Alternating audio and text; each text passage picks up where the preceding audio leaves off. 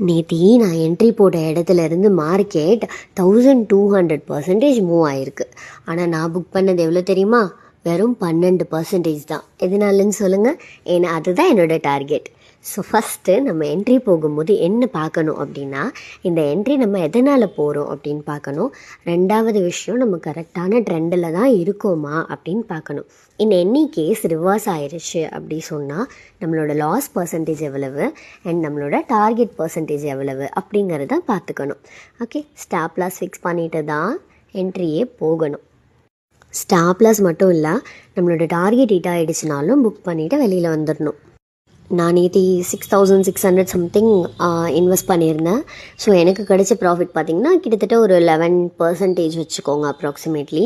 ஆனால் நேற்று மார்க்கெட் நம்மளுக்கு 1200% கொடுத்துச்சு நான் எடுத்த அதே ஸ்ட்ரைக்கில்.